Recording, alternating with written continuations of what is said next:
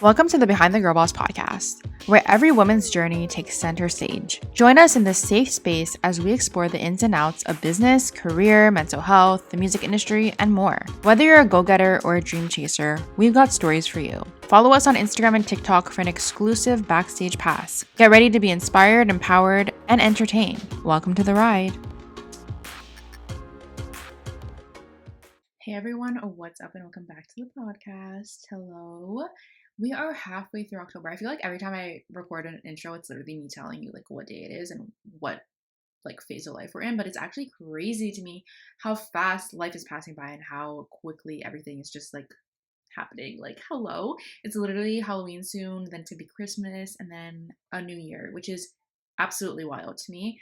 But nonetheless, I hope everyone's October is going well. I hope you're enjoying fall. And yeah, I'm going to New York soon for a podcast event. I'm going to the Dear Media in Real Life event on November 2nd in New York. And I'm super excited. And I just love fall and fall in New York. It's just going to be so much fun. And I'm just very excited. So stay tuned for content on that on the Instagram at Behind the Girl Boss. Go check it out. But yeah, I'm excited for this week's episode. Today's mantra is I am transforming. You exist in an environment of growth and operate from a place of intention because you are connected to the divine. I saw this and I was like, this one hits, and I'm going to share it with the community. So again, I am transforming. You exist in an environment of growth and operate from a place of intention because you are connected to the divine. I don't know. I love it, and I wanted you guys to hear it because it's so great. But on this week's episode, we actually have one of my clients. We have Brittany Leonard. I do some virtual assisting and social media for Brittany, and I've grown to know her very well. And this was just a really fun, candid conversation all about what she does. So she's actually a lawyer and a general counsel. Did I know what those terms were before? Well, I obviously knew what a lawyer was, but did I know what a general counsel was before working with her? Absolutely not. I've learned so much from her, and it was just such a good episode. I feel like it's always fun when I have someone on that I already religiously speak to because there's no stress from me, and it's just a fun chat. So we spoke all about what she does as a lawyer, as a general counsel, how she started her own business about a year ago, how she has been selling online ebooks, online checklists, all these things. It was a really good conversation, and I'm excited for you guys to listen to it. And without further ado, let's jump right into it. Hey everyone, what's up and welcome back to the podcast. So we have another guest with us, and we have Brittany. So hi, Brittany. Hello, how are you? I'm good. How are you? Good. I'm excited to have you on. Do you want to start off by telling us a little bit about yourself, who you are, what you do? So, my name is Brittany Leonard. I am a general counsel for a global technology company where we are in the election, airport, and disaster recovery space. Been doing GC work for about almost a decade now. I really love it. It's very different from being a law firm attorney where you're working inside of a law firm, et cetera, et cetera. You're actually working inside of a company, so you really get to have a hands-on experience of like seeing the growth of the company, the trajectory, et cetera. And then I guess about a year ago, I started my own company, Brittany Leonard LLC, where I help other attorneys with their day-to-day making sure that they, feel comfortable, confident in their positions, and they can help elevate their career through different things like checklists that I do, guides, ebooks, all that kind of jazz. And it's just been really fulfilling to see. I guess I kind of started it because when I came out, I didn't have that resource. And now that I can be that resource for other people, it's just been really phenomenal to see how much impact I've had. And I say to myself a lot, like, oh, like, I don't know if this is really helping someone, or like, is this really working? And then I'll get a message or an email like, you're really like helpful, like you help my day to day, like you are an inspiration to my career, like I've done different things based on your feedback, and like that makes me like, I don't know, it's like a very, very warm and fuzzy feeling to know that you're helping someone with their career. Yeah, for sure. I'm excited to dive into all that with you because that's like all unfamiliar territory for me. Yeah. But before I do that, I like to do a hot seat segment to just break Okay. the ice and know a little fun facts. So the first one is, if you could have dinner with anyone, past or present, who would it be? If anybody's listening, I love Amanda, and we we work together outside of this. When I got this question, I was like, oh my God, like I feel like this is very nerve-wracking because it's so much pressure to be like, who would I have dinner? Like there's so many people I'd want to have dinner with. I mean, I could just name RBG, Barack Obama, all these people. But if I were to say like someone like one specifically, I really think Taylor Swift. And I say that because one, obviously I love her music in general, but more so like I think she's a marketing genius in the way that she has been able to make her career not just music and so much more than that, from her merchandise to everything that else she has done, the whole Ticketmaster thing and making that into a movie. So, people that couldn't get in the concert could see the movie. Like everything she does kind of just turns into something very next level. And for someone that is, they say celebrity singers, they just, stick to their segment or what they do and that's it. She does so much more than that. And I think that's really phenomenal. Yeah, 100%. The next one is what's one book or podcast you recommend to everyone you meet? Book, I would not be a good book person because I love like rom-coms, and so like as far as that sort of thing, there's one. Megan Quinn is a great one for like rom-com books, but I guess if I was going to give someone advice of the book to read, I think it's over here actually. Vivian too. I follow her on TikTok and Instagram. I think it's like Your Rich BFF or something like that. Hmm. I've seen And that. her new book, Rich AF, goes into like a money mindset and like what to invest, like what to have in savings, all that kind of jazz. And I think that's really, really important and something that we are definitely not taught in school Hmm. until you reach like your late 20s, early 30s, and you're like, oh my God, what is like my retirement look like? What am I gonna save? Like, what am I gonna Yeah. invest? How do I grow my money? All that kind of jazz. You don't have that, side person. And she kind of like breaks it down into very easy terms and things that like are relatable to like our generation, if you will. So Hmm. And the last one is what's one thing you can't start your day without? I love a great chai. I try to start my day off without it and do water instead because, diet Yeah. every once in a while. But having a chai with, I either get right now I get the apple iced chai from Starbucks, but my favorite one is the gingerbread chai that they have during Christmas season. I literally got that through March of last year, or this year, I guess, like December, Hmm. November to March. It was so good. I really, really like, and I try to do better about it, ice water in the morning, like, or hot water with lemon. Like, I just don't do enough water. So I think those are two I feel like that. key staples. Yeah.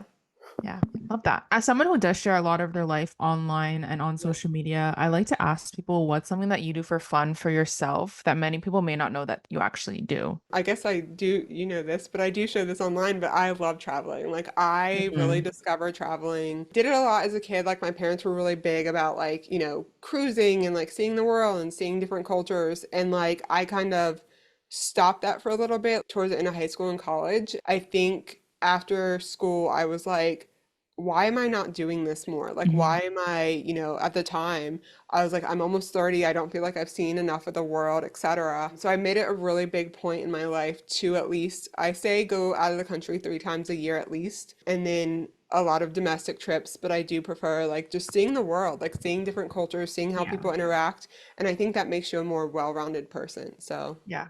No, I agree. And did you always envision yourself in this career path, or did you have a different path in mind growing up? no, so I think my parents envisioned it for me. So my aunt growing up was a lawyer and like they were like, "Oh, you're gonna follow in her footsteps." And they made it Hmm. this like big shiny thing, like you're gonna be a millionaire by the time you're 25, like blah blah blah. Yeah. And so like I followed that footpath and in high school, I actually was in the we had like a law magnet program. And I did it and I was like, God, this is miserable. Like, why am I gonna do this? But I felt like I followed, and we can get more into this, but like for a long time, up until like the second year of my career, I followed like what everyone else told me to do or what Yeah. everyone else said would, be the right path for me. Now, looking back 15 years later, I'm glad I have the bar license to always rely on. But I think I would not have like if I see myself as a younger self looking forward, I would have wanted to, which I kind of am doing now, but like owning my own business, like running my own thing. I got to the point where I kept hearing other people tell me like how my life was going to be run. So I figured like this wasn't in the cards for me. Like I would never be able to run my own business. I wouldn't know how, et cetera, et cetera. And then it kind of the universe obviously had its own way of like creating it for me. So that's obviously something I really value because, like I said, I felt stuck for a long time Yeah. because I felt I was following someone else's path. Yeah. And what kind of led you to become like a general counsel out of like everything you can do in law? What led you down that path and why did you choose that? I really love the business side and I really love being like valued and supported from like an executive level and being like, hey, like she knows the law, like let's have her sit in board meetings, like let's have her strategize with the company, like what's the future of the company look like, where are we now, etc.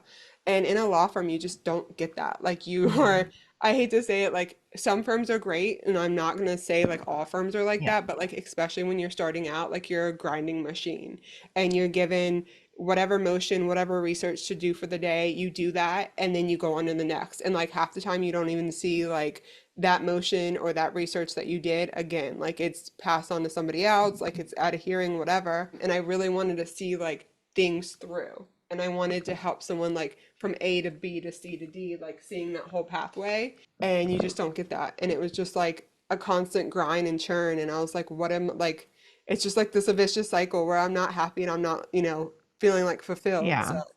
I went in house. If anybody knows my story, I went in house very oddly. I actually essentially told I couldn't go in house, that I was too young and I didn't have enough experience. So I took a marketing position. My undergrad is in business with like a side of marketing. And I took a marketing position, and the CEO at the time said, he called me the next day after I applied. He's like, I think you mistakenly applied to my position. And I was like, actually, no, like I really want like out of the legal industry. I hate the legal Yeah. industry. And he's like, okay, but I have an in-house team. Will you help them on the side? I was like, don't hold your horses, probably not. But like, if it, if something comes up that I can help with, sure, Yeah. why not? And I did that, and I got into the marketing role, loved it, but then realized very quickly that the in-house team he had at the time was focused on certain areas of law that he needed, but he needed more of like the intellectual property because it was a software company Hmm. and things that I knew, and I had more well-rounded experience. Like they were focused solely on like real estate, for example. I had the data privacy, intellectual property, all that kind of stuff that he needed, and I got just took off running, and I loved it. And I loved being like, hey, like work on this, like let's strategize, like where are we going to go, like what are we going to do on this, whatever assignment it was or whatever I was doing. And feeling more involved in like making a difference is what Yeah. I feel like when I'm in house versus at a firm. Yeah. And can you walk us through a day in your life? Like, what does it look like to work in your role? Waking up and probably texting you, telling you like whatever Yeah. whatever we're doing for the business that day or whatever's going on. And then now like obviously having both the GC position and the business, and having the business like kind of start taking off now, it's a mixture of whether I'm working on, say, certain financial letters that I have to look into for the company, or like I get a letter on XYZ and I have to call someone and say, hey, like, is this valid? Like, what's going on, etc. I have meetings with outside counsel, whether it's we have a lot of employees that are on visas, so like immigration wise, etc. If there's an employee issue, I'll have a meeting with HR to talk about like, hey, like what's the issue? Like, do they need to be on a PIP? Like, are they unhappy in their role? Do we need to transfer them to a different department? That sort of thing. I review contracts if there's something that's detailed or something that someone else doesn't understand. I will go into it and say, hey, like this is what we need to add in, this is what we need to edit. I negotiate with obviously other companies if we're doing a deal together. If we're acquiring a company or selling off a company, I do like the due diligence and the contracts for that as well. So it's a mixture of day to day, like every day is different, and that's what I love so much. It's I obviously have my to-do list, but that can be thrown Yeah. out the window very quickly. And I like that aspect. And then usually, like I kind of started in the beginning, in the morning and at night, and you know this, I work till 11, 12 o'clock at night on the business Same. doing, whatever it is, whether it's the content, whether it's getting a digital product ready for us to launch and sell, so many different aspects of things that we're like kind of creating and looking into for the business. So Yeah.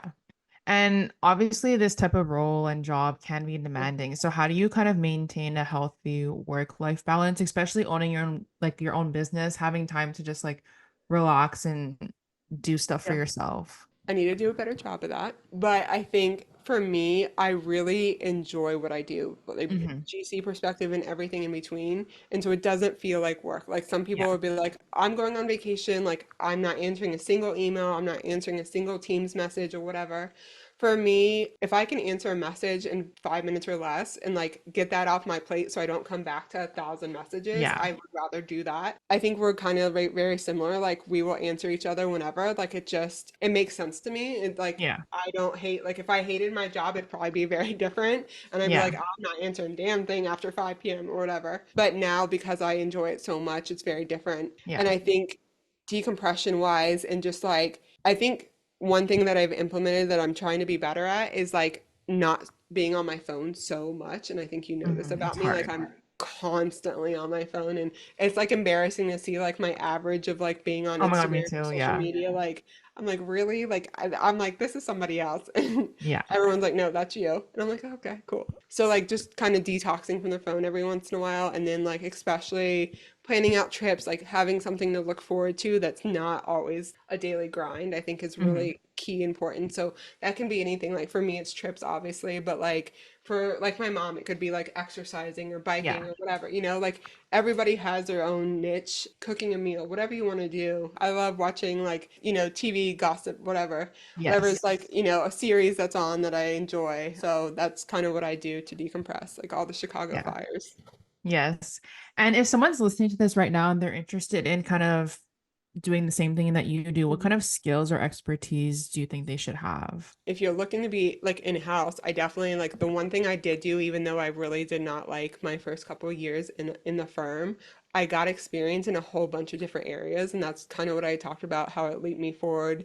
And the last position I was in, like I knew I didn't want to stay there forever, but like I would take on new projects in like one area of law, and then I would ask another partner that was working on a different area of law, like, hey, can I jump in here? Like intellectual property, data privacy, real estate, like all kinds of different things. So I could say I was more well-rounded. Yeah. And I think that's what you need to be in-house is to like, you don't need to know every detail because that's when you have outside counsel to like get into the daily like niche or whatever. But to be a broad generalist, I think is really key to be a GC.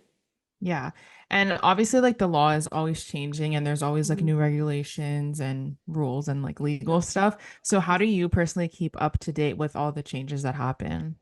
I really rely on outside counsel, like if there's something different, like for like a pay issue or like an employee issue, whatever it is, I'm really focusing on like what they say, like what's changed. Obviously, I'm on social media a lot and especially LinkedIn, and people are really Mhm. great about posting on LinkedIn, like, hey, like this has just come down, like this is a new thing, like when the non-compete ban, happened and all that kind of stuff. There's so many people talking about it that I'm like in a circle with Yeah. from LinkedIn, Instagram, all that kind of stuff that you just kind of like, I like to say you just kind of figure it out, but you just kind of figure it out.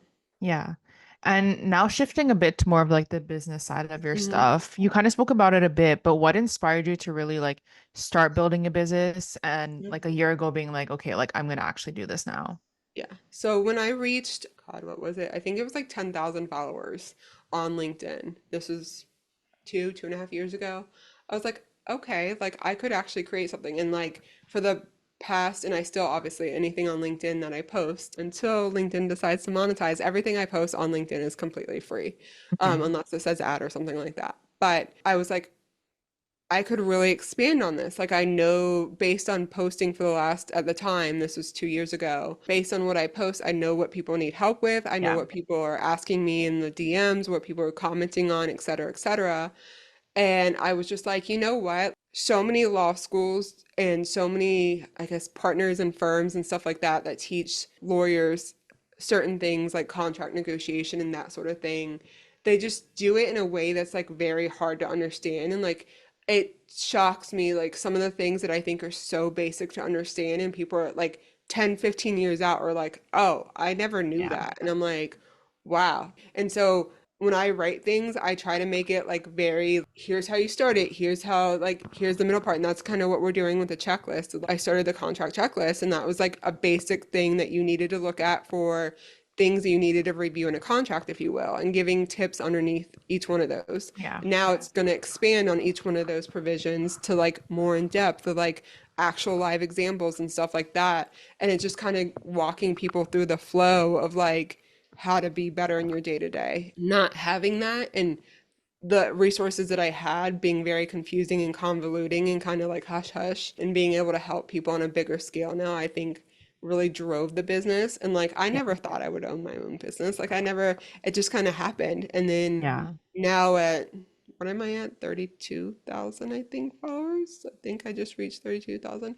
Like I see how much it could help people on a larger scale. And it's so true what they say. Like I can post something and like 10% of the people that follow me can see that. So like Yeah. posting about it in different ways really helps because it shows people that don't see the post every day or consistently. They're like, I never knew this, so and so I've been in the industry for 10 years and I don't know that. And then obviously the other side of it is like helping people like build a brand. I think it's so important. Like I was told for so long, you need a network, you need to get out there. But the way that I was taught was, go to these events, Yeah. hand out your business card. I was the youngest when I went in house. I was the youngest in Florida as the youngest GC.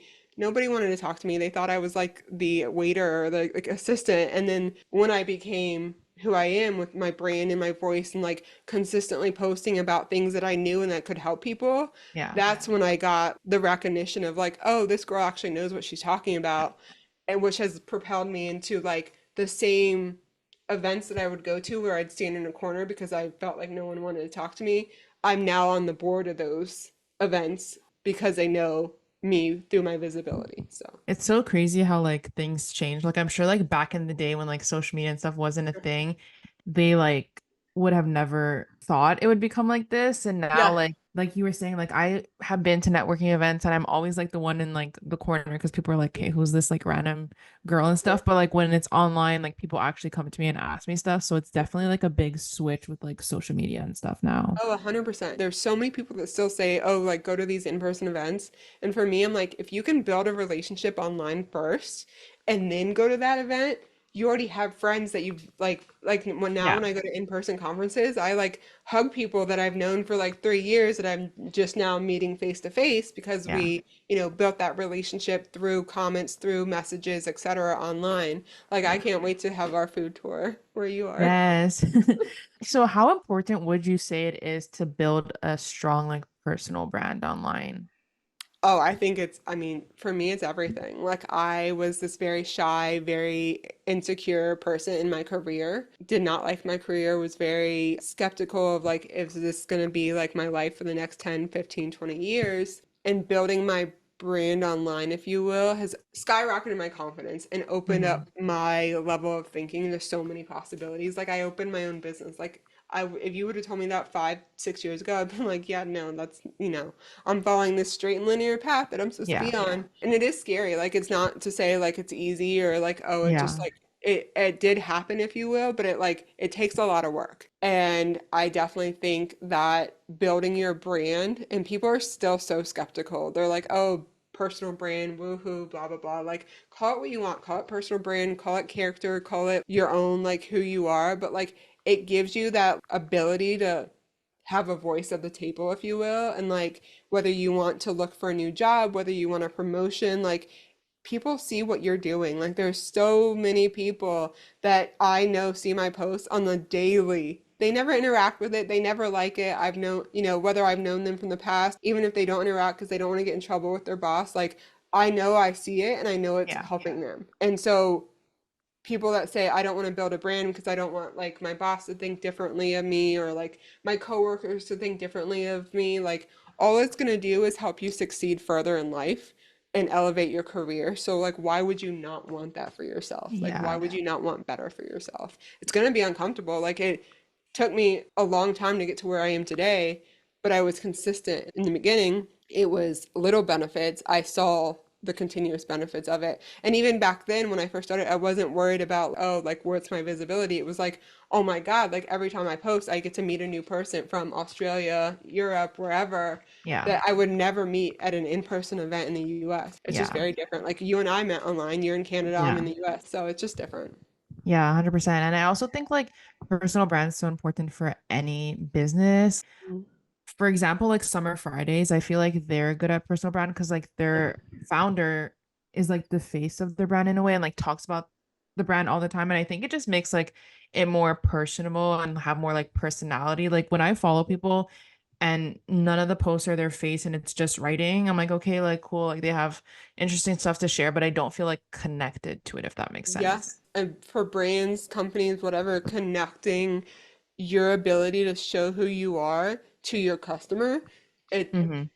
I mean, like you said, the Summer Fridays, Summer Fridays because of, their founder, right? Yeah. Brands that elevate themselves and like take it to the next level. Like I remember, I think Ryanair, I saw a article the other day about Ryanair, they're the cheaper version In in Europe, Europe I or think, yeah. whatever. They were like roasting people. Someone was like complaining that they didn't have a window seat because they were in an exit row, and they like took the exit door like that has a little like peephole, and they like circled it and was like, Oh my there's your God. window. Like they were roasting people. And that's funny and that's Yeah. memorable. That like brings, brand visibility. So like if Yeah. you can do that, I think Wendy's did it for a while, Taco Bell. People remember things that you do. Yeah. And if you take that chance, like, yeah, sometimes it flops. Like I've done things and I'm like, wow, that really flopped. But a lot of times people are like, oh, I really resonate with that and that's funny or whatever. And it just gives you that more connection. So, Yeah. And what you said there, like I think people think like everything they're gonna put out and whatever is gonna like do so well and oh, whatever, but like the amount of things that I've tried to do and like they didn't work out. Yeah, it sucks in the moment, but I'm like, one, at least I tried, and two, like now I know like what people like and what they don't like or what they want to see and what they don't want to see. And at the end of the day, like who cares if something like doesn't yeah. do as well? You just get back up and do another thing. I see people post on LinkedIn and they'll post like consistently for like a month and then I don't hear from them again and I'll like message them like, "Hey, like what are you doing? Like where are you?" And they're like, "Oh, like I got like 5 likes and so I just stopped." And I'm like, "Yeah, but you just started out." Like I got Yeah. 2 likes on my first like 10, 15 posts. Like I don't know, I'd have to go back and look. It's not an overnight success and people Yeah. that think, I mean, it's anybody like, "Oh, I'm gonna make, 20,000 in an hour." Like it's different. Like I guess some people Yeah. do that. But you know what I Yeah. mean? Like people expect instant gratification. You can get there eventually, but it takes work. Yeah. Yeah, I feel like nowadays people think like, oh, like everyone's an overnight success, but like it's not like that. And like, yeah, there's some people that like overnight they go viral and like their career takes off, but for a lot of people, it's literally not like that. Like for example, like Chapo Roan, who like is Yeah. so big right now, like she has been in the industry for like years, but people don't Years. know that and they just assume like, oh, she became famous like in a year, but it takes Yeah. time. And like with so many content creators too, like some of them I have been watching for like 15 years, but when I first started watching them, they were nowhere where they are now. So it like takes Yeah. time. And I feel like if people go into it for like the money side, it's not going to work because people are going to be able to read through that. Yeah, like if you look at back in the day, you know how they had the big YouTube stars like Ingrid Yes. Nielsen and all that kind of Yeah. stuff. Now they're like set for life. Like those YouTube stars, like Hmm. Casey, she moved with her husband because he's like in the army or whatever. But oh, Casey Holmes. Okay. She like was huge on YouTube. Now she has a huge Instagram, and those people are like, I hate to say set, but like They they are. knew what they were doing back then and now they reap the benefits now. It's not going to be easy and it's going to take work, but if you want something for yourself, building that brand for yourself, even inside your own company, say you want to stay in your own company for the next 10, 15 years, that's fine too. Yeah. But having a voice and showing that you know what you're talking about and not sitting in a corner at every event and actually Hmm. like bringing your intelligence to the table will get you farther in your, current role. Yeah, 100%. So last part of our podcast, I asked people on Instagram to ask questions, and I picked two of my favorite ones. So the first one is, what's your favorite way to practice self-care? Booking my next trip. I'm That's really into literally trips. You me. know that I am like I Do you have think one planned? so you know this, but I'm going to Nashville for ACC on Saturday for Okay, the yeah. next 4 days. Then I'm going to Atlanta next Monday for World Contracted Conversing. For myself, obviously just got back from Key West 2 days Yes. ago. I really, really want, my mom won't listen to this, so I can say this. My mom is German, and I really wanted to take her to the Christmas markets over in Europe for like a long time. So I'm planning that maybe into November, beginning in December. But I don't do cold. I hate the cold. I can't stand the cold. That's why I live in Miami and Orlando. And Yes. so I'm gonna do it for her and I hope she likes it. I don't know how long it's gonna be because that's like 30 degrees and consistently. Like I heard Nashville for this week is gonna be like in the 60s and I'm already dying. So Oh I my don't God, know. that's so funny. You would not last in Canada No, it's at like all. 89 right now and I'm like, God, it's a little I don't chilly. know what that is because we use Celsius here, but It's double plus 32. So like whatever your Celsius is, you double it and then you add 32 okay. degrees. Yeah. Okay, so like right now here in Celsius, it's like 13. degrees Okay, so Celsius. that'd be 26 plus 32. That's 58. Oh, Jesus Christ. Yeah, and that's like literally the beginning of fall. It just gets colder. But I'm so used to it, so like I don't care. Yeah. But I guess like living in Florida, going Yeah. from that heat to like cold, I probably wouldn't be able to do it either. Yeah. It's like your bones hurt like when you're in the cold Yeah. because you're so used to the warm. And then the last question is, if you weren't a lawyer, what do you think you'd be doing right now? Running my own company. Do you know what type of company you would want to be doing? Oh God, back in the day, I would say beauty. I Mhm. almost, thank God I didn't do this, but have you ever been to a blow bar? Like BLO? No, we Blow. don't have that here. Oh, damn. Do you have a dry bar? No. Do you have any like hair? Well, we Like, do, but they're not called oh, those. okay. They're not like So the like, popular ones that everyone goes to in like yeah. the States. But yeah. Okay, so we have blow and we have dry bar. And I was actually literally right before COVID hit, I was looking at investing into a franchise for blow because I don't go as much as I did before COVID, but I would go all the time. So I was like really looking on investing into a blow bar. Thank God I didn't because COVID hit. And that would have been that would have been a real fail. Something in like I've always said like beauty industry, but now I've been in tech for so long, like something like techie with a startup, like Yeah. that I really, really, really love being able to like put my hands on different things from like finance, HR, like real estate, all kinds of things, like obviously, legal, seeing staff grow, seeing employees grow, helping them, build into their leadership roles and stuff like that. Like just being able to like run a company and Yeah. it makes me thrive. So Yeah. Yeah. I love that. Well, that's all I had for you today. So thank you yeah, so much again for coming on. Before you leave, do you want to shout out any of your socials, where people yeah. can find you, where they can work with you? Sure. So Legally Brittany is the Instagram, Legally, then Brittany is Brittany. LinkedIn is Brittany Leonard, and I'm sure there's other people, but I'm pretty sure if I you search, think you come to the top. Yeah. yeah, I think I'm like the top one on LinkedIn. And then what else do I have? You would know this more than I do. I guess I have the podcast, Unleash Your Inner Fire. We're probably gonna try to start a new season soon, but I do have Yay. 2 seasons on Unleash Your Inner Fire, and then You have that's it. TikTok. Oh, I have TikTok. I have legally_Brittany because someone had legally Brittany and she doesn't even post, so I want that. But we'll work on that later. And then yeah, I think that's how to reach me. Obviously, very close to Amanda, so you can always reach out to Amanda as well. Yes. Well, thank you so much again for coming on. I enjoyed it. Thank you for having me. Thank you guys so much for listening to this episode. I hope you guys enjoyed it. If you did, don't forget to go follow Brittany on all her socials.